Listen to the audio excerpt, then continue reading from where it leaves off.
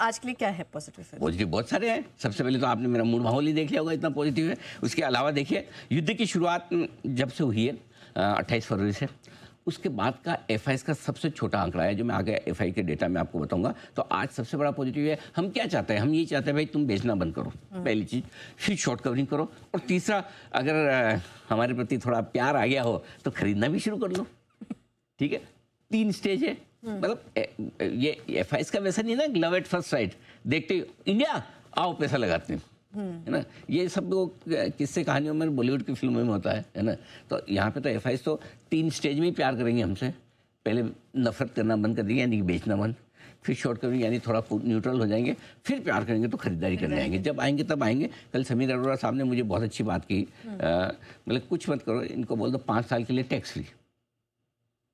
खाली हम अकेले देश हैं पूरी दुनिया में जो टैक्स लगाते हैं एफआईएस पे, और इसलिए नाराज है वो। एक तरफ करेंसी कमज़ोर, ऊपर टैक्स, अर्निंग विजिबिलिटी कम, क्यों लगाएगा पैसा एफआईएस? समय के लिए हटा दो, बराबर। तो एक आज वित्त मंत्री जी से भी अनुरोध है, जरा समीर अरोड़ा साहब जैसे ऐसे बड़े दिग्गज कह रहे हैं और लॉजिकल बात है, और एफआईएस इतना पैसा निकाल के ले जा भी रहे 7.5 लाख करोड़, तो कम से कम हमें ये काम कर लेना चाहिए एक बार कि भाई थोड़ा एफआईएस पे एक बार उनको रिलीफ दें। पैसा है तो सबके लिए अच्छा है। हमारे घरेलू निवेशक तो दम लगाकर पैसा लगा रहे हैं। बात भी सही है कि एसटीटी भी लगा दिया, लॉन्ग टर्म कैपिटल गेन भी वापस ले आया, दोनों भी बढ़ा दिए। अरे ऐसा तो मतलब ये चाणक्य साहब भी कह के गए थे कि भाई मधुमक्खी की तरह लो, ये शहद निकाल लो फूल से, पता ना चले। हाँ, यहाँ तो पता क्या चल रहा है, मतलब अच्छा खासा दर्द हो रहा है, पूरे मार्केट को खींच लिया एकदम।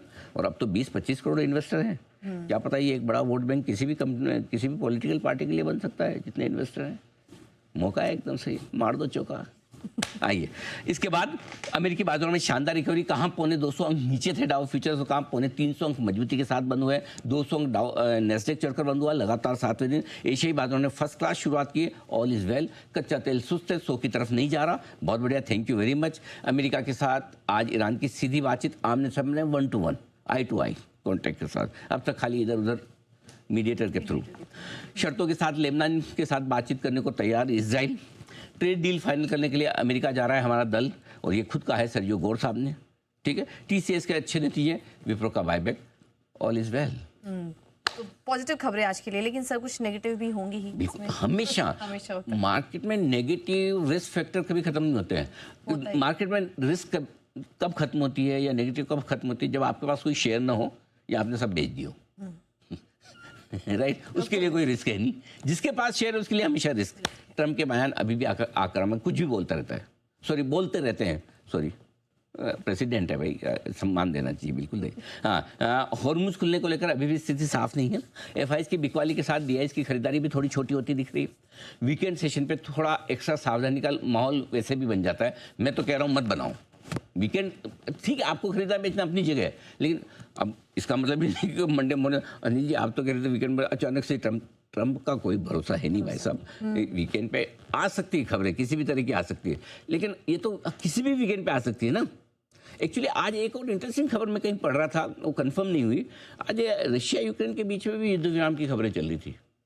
आप गूगल करिएगा, थोड़ा आपको मिलेगा। तो आज एक वो भी इंटरेस्टिंग खबर हो सकती है, वो पॉजिटिव साइड पर है। तो कुल मिला के छोटी मोटी नेगेटिव कोई बहुत बड़ी नहीं है आज के लिए। ठीक है, तो ये है आज के लिए पॉजिटिव और नेगेटिव संकेत। तो सर, इसको देखते हुए क्या आज या फिर 24,000 की तैयारी करनी चाहिए?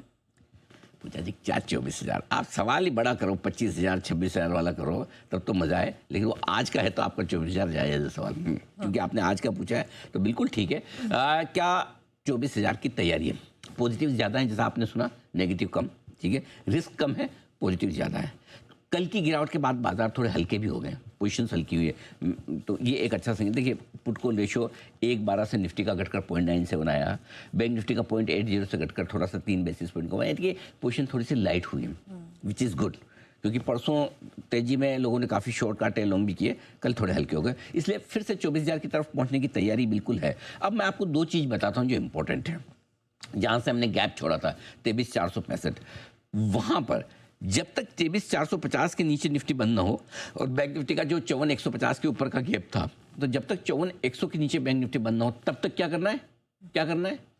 क्या करना है? आगे दिखाओ। Buy on dips.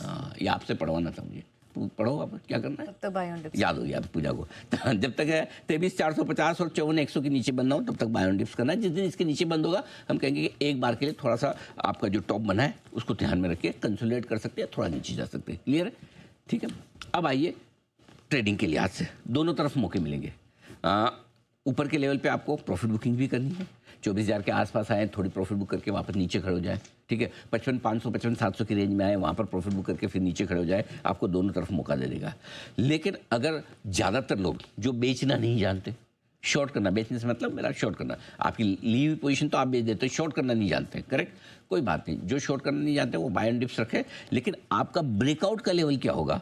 ब्रेकआउट आपको मिलेगा जब आप एक अच्छी 24,075 के ऊपर की और 56,000 के ऊपर की रेंज को पार करेंगे, ऊपर के लेवल को पार करेंगे निफ्टी बैंक निफ्टी में, तो मज़े ही अलग आ जाएगा। और अगर लिख के रख ली, देखो कई बार ये होता है कि हम बोलते हैं ना, think for the best prepare for the worst, है ना।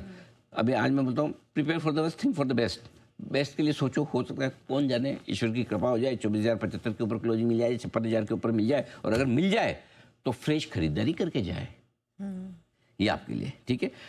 बाकी रहा सवाल डे ट्रेडर्स का, गिरावट पे खरीदारी करें, बाय ऑन डिप्स करें, थोड़ी थोड़ी प्रॉफिट बुकिंग करते चले, सिंगल्स के बजाय डबल ले लें, मौका लगे कोई अच्छी पिच दिख जाए, बॉल अच्छे से पढ़ने में समझ में आ रही हो, 4 और 6 की भी ट्राई करें, ये आपको दे सकता है एक मौका। बिल्कुल। तो ये है ट्रेडर्स के लिए सलाह। चलिए आगे बढ़ते हैं, अब वक्त है जाने का एआई मार्केट।